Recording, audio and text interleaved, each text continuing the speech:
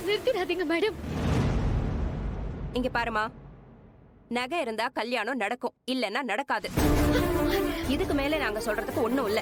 Madam, காணாம போன நகைய எப்படி உடனே கண்டுபிடிக்க முடியும்? கொஞ்சம் டைம் கொடுங்க. முதல்ல நம்ம கல்யாணத்தை முடிச்சிருவோம். எப்படியாவது நாங்க நகையாவோ இல்ல பணமாவோ கொடுத்துருவோம். அதெல்லாம் முடியாதுமா. சித்தி இருங்க. அப்படின்னா நகையை கண்டுபிடிக்கிறதுக்கு டைம் கொடுத்தா உங்களால கண்டுபிடிச்சிட முடியுமா? முடியும் மேடம். சரி, இப்போ டைம் 8 மணி ஆச்சு. உங்களுக்கு நான் 4 மணி நேரம் டைம் கொடுக்குறேன். 12 மணிக்கு நகை கைக்கு வரணும், இல்லைன்னா நாங்க கிளம்பி போயிட்டே இருப்போம்.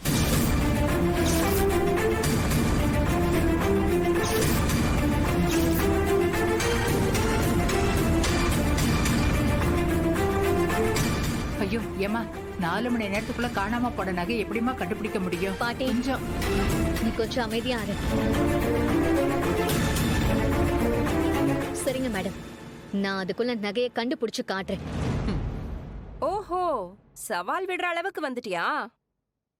அப்ப நானும் ஒன்னு சொல்றேன், கேட்டுக்கோ. 12 மணிக்கு மேல ஒரு நிமிஷம் லேட் ஆனாலும் இந்த கல்யாணம் நடக்காது.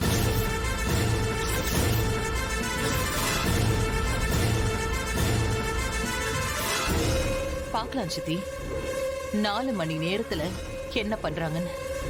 வாங்க.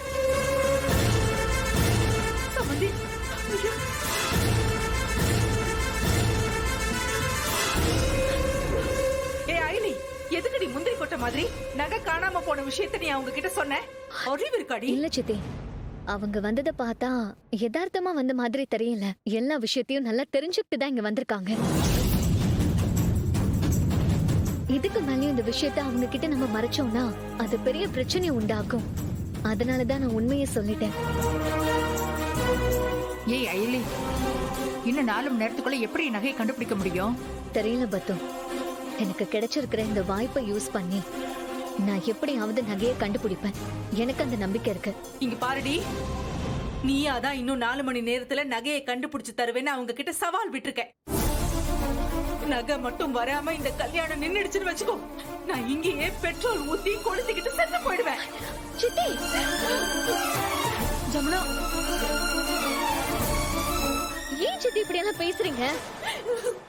இந்த குடும்பத்துக்காக நான் என்ன வேணாலும் பண்ணுவேன். என்னோட உயிரையே கொடுத்தாவது நான் நகையை கண்டுபிடிச்சு கொண்டு வரேன். சிவா, வாங்க போலாம். பாட்டி தைரியமா பாத்துப்பா. கிடைச்சிடல, பயமா இருக்குடா.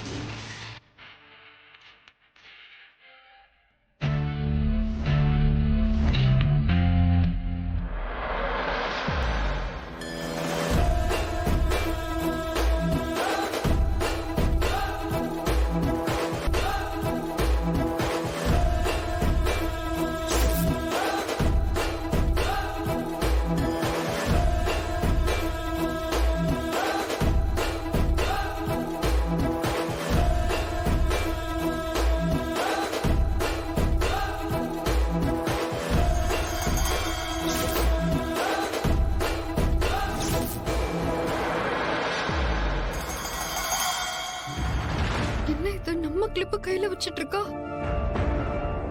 ஒருவேளை கண்டுபிடிச்சிட்டாளா? அம்மா, இது உன்னோட கிளிப்பா? சாச்சா, இதெல்லாம் ஆண்டிங்க கிளிப்பு. நான் யூஸ் பண்ண மாட்டேன். தீபு தான் யூஸ் பண்ணுவா. இல்ல இல்ல, அது என்னோடதெல்லாம் இல்ல. இந்த மாதிரி கிளிப் எல்லாம் நான் யூஸ் பண்ண மாட்டேன்.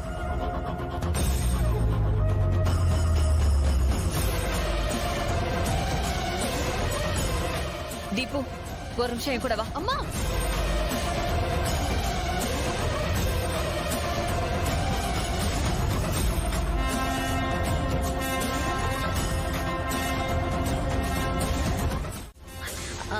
இன்ஸ்பெக்டர் அங்கிள், இங்க பெரிய பிரச்சனை போயிட்டு இருக்கு. ஆமா அங்கிள், நீங்க சீக்கிரமா ஃபாரன்சிக் டீமை கூட்டிட்டு மண்டபத்துக்கு வந்தீங்கன்னா கைரேகையை வச்சு நகை எடுத்தது யாருன்னு ஈஸியா கண்டுபிடிச்சிடலாம். என்ன இவ கைரேகை அது இதுலாம் பேசுறா? ஐயோ, போலீஸ் வந்து செக் பண்ணா என் கைரேகையை கண்டுபிடிச்சிருவாங்களே. அப்புறம் அவ்வளவுதானா? என்னோட என் கதை முடிஞ்சுதா? திருநவங்களை என்ன பண்ணணும்னு உங்களுக்கு தெரியாதா? அப்படியெல்லாம் விடக்கூடாது அங்கிள். தப்பு பண்ணது யாரா இருந்தாலும் அவங்கள ஸ்டேஷனுக்குள்ள வச்சு விழுன்னு வெளுத்து விட்டுருங்க. ஐயோ, எம்ம காதகி, இவளுக்கு போலீஸ்ல எல்லாம் கனெக்ஷன் இருக்குன்னு எனக்கு தெரியாம போச்சு. போலீஸ்க்கு தெரியறதை விட ஜமுனாவுக்கு மட்டும் இந்த விஷயம் தெரிஞ்சது, அப்புறம் என்ன நடக்கும்னு என்னால யோசிச்சு கூட பார்க்க முடியலையே. இப்ப நான் என்ன பண்றது? அங்கிள் சீக்கிரம் அங்கிள், என் தங்கச்சி கல்யாணம் எக்காரணத்தை கொண்டு நிற்கவே கூடாது. அதுக்காக நான் என்ன வேணாலும் பண்ணுவேன். அவ்வளவுதான், எல்லாம் முடிஞ்சு போச்சு. நான் மாட்டிக்குவேன், கண்டிப்பா மாட்டிக்குவேன்.